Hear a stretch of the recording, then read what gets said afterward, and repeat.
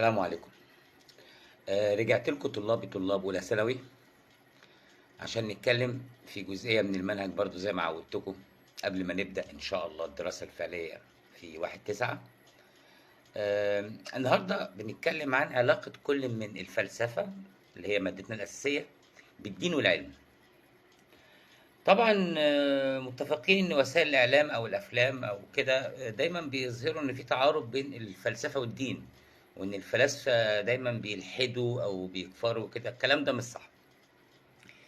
لازم نبقى فاهمين ان الفلسفه والدين الاتنين هدفهم واحد، وهو الوصول للحقيقه، تحقيق السعاده لكل اللي موجودين.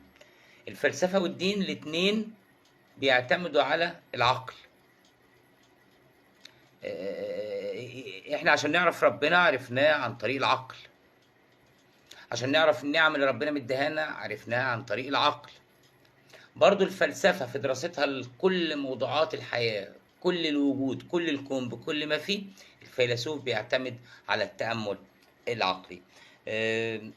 سواء عالم الدين أو الفيلسوف ما يقدرش يلغي عقله، لأن وظيفة العقل الأساسية هو البحث عن الحقيقة، وإنه يصل بالدليل والبرهان إلى صحة الرأي اللي بيتبناه، أو يكون مقتنع تمام بالفكرة اللي بيتبناها. عشان كده بنقول إن كل من الفلسفة والدين بيكملوا بعض، مفيش فرق بينهم تماما. طيب، أما نيجي نتكلم بقى عن الفلسفة والعلم، نفس الحدوتة، اتنين بينهم تكامل. العالم دايما بيدور على الأسباب القريبة لحدوث المشكلة. يعني سبب الزلزال وجود اضطرابات في بطن الارض. العالم ده اللي يهمه انه يعرف ان سبب الزلزال اضطرابات في بطن الارض. لكن الفيلسوف ما بيكتفيش بده. ما انا بسم الله ما شاء الله عرفت ان في اضطرابات في بطن الارض ادت لزلزال. لا، الفيلسوف يبقى عايز العلل البعيده، الاسباب البعيده وراء حدوث الزلزال.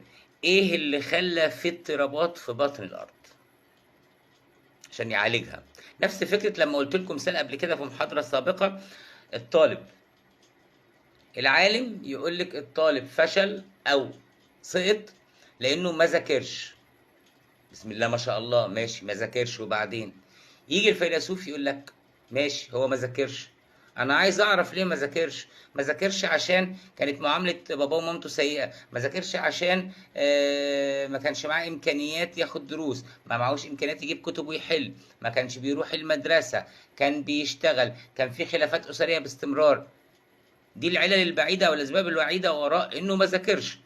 فنبدأ نعالج هذه الأسباب البعيدة، وبالتالي الأسباب القريبة اللي العالم قال عليها إنه ما ذاكرش تختفي، تتلاشى، فيبدأ يذاكر فينجح ويتفوق. من هنا كل من العلم والفلسفة برضو بيكملوا بعض. اللي عايز أوصل له في النهاية إن الفلسفة ليست بعيدة تماما عن الدين والعلم.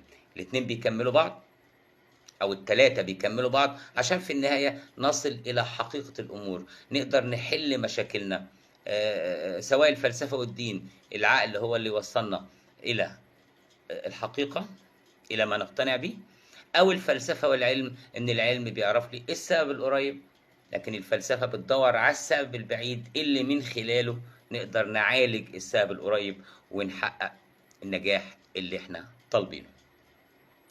دي كانت نبذة بسيطة عن علاقة الفلسفة مادتنا السنة دي بكل من الدين والعلم، وإن شاء الله لما نبدأ أول 9 هيبقى فيه استفاضة وأمثلة أكتر عشان توصل لكم الفكرة. أشوفكم على خير. سيكولوجي المصري.